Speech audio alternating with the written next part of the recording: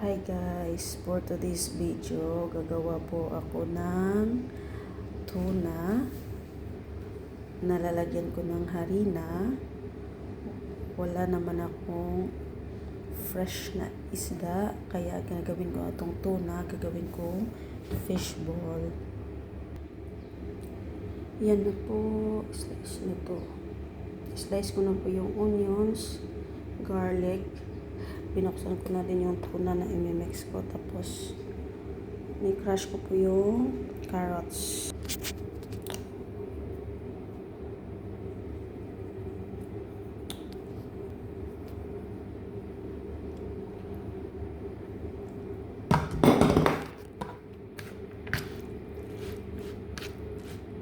Ilagay natin ang egg at haluin.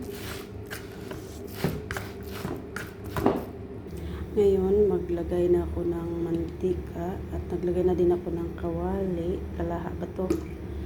Lagay ako ng konting mantika. Painitin natin.